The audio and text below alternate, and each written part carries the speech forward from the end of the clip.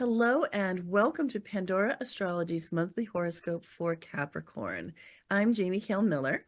And I'm Julia Mikas, and I would love to start for you, Capricorn. And I'd like to talk about what's going on in your career and with your money this month. So, the Money Asteroid series is retrograde in your first house. The first house, of course, is the house of self. So, money feels very personal to you.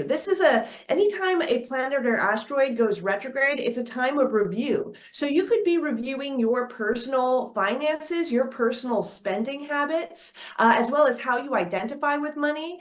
And we did mention last month that during this period, and I'm speaking about the period until late August this year, you're going to feel like money is your reputation. You're going to be very, very sensitive about how your money comes off to other people for that reason, like it's all under a microscope. Now, there's going to be a new moon in Gemini. Moon does rule your seventh house, which is the house of marriage, as well as business partnerships, if you happen to partner with anyone in your career. And this new moon is starting off a new cycle in your work life because it's happening in the sixth house. It's conjoined Venus, also the ruler of your 10th house of career, and the traditional ruler of money. So I think that there's a new cycle happening in your workplace that is going to adjust finances in your life somehow. It's going to bring some new beginnings with money, perhaps a renewed daily attitude towards work. And then on June 21st, we're having a full moon in Capricorn. That's your first house. And full moons, of course, are an axis. So it's going to be a first, seventh house relationship, self and other. And that's going to really focus on your career and your personal life. Maybe your relationship with that business partner that you might have, or needing to take care of a romantic partner as well. And speaking of that, I know Jamie has some things to tell us about relationships for you this month. Yeah, and as Julia is saying, there's so much overlap going on between the work arena and the relationship arena. And that's because of the really big grouping of planets in your sixth house of work and some of their activity being very much to do with relationships. Relationship Rapture Day happens on June 4th. That's the day when Venus meets up with the Sun while Venus is moving direct, meaning forward, not retrograde, and also moving quickly. It's a really great time to begin new relationships, to cement old relationships, because relationships can proceed forward in a good way with speed. Then there's also that new moon, which is kind of gathering up that Venus energy. The moon meeting up with the sun, and Venus is there as well. So there's so much of a sense of new beginnings and fresh starts.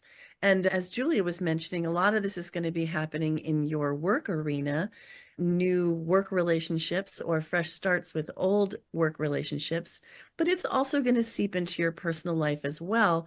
And I do have a caution for you about this, which is that Venus doesn't really like to be in the sixth house because Venus is about equal relationships. Venus likes to have relationships on a level.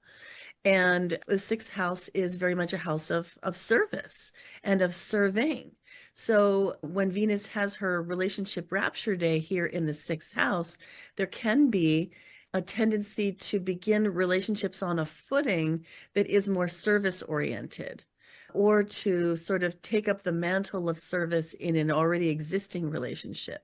Now, if that relationship needs to have service in it, like your partner is suffering or struggling with something and you need to be their helpmeet for now, that could be really fit and appropriate.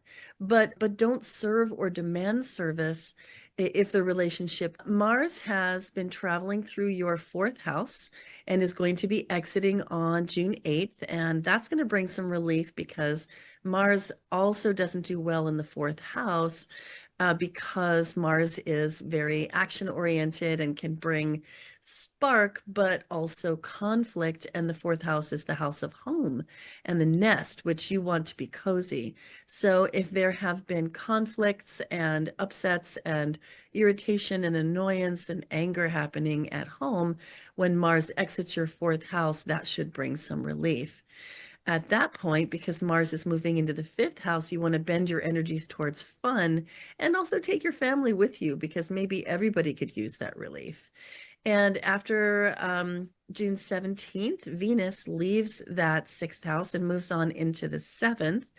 which is terrific because Venus loves to be there, and that can bring so much sweetness to your relationships, again, of all kinds, but mostly the really warm ones, like your spouse, your partner, your baby mama, baby daddy, your bestie. Find our site at pandoraastrology.com to get a reading with one of us, and find us on Patreon for workshops and classes. And we'll see you around the cosmos. Bye-bye. Bye-bye.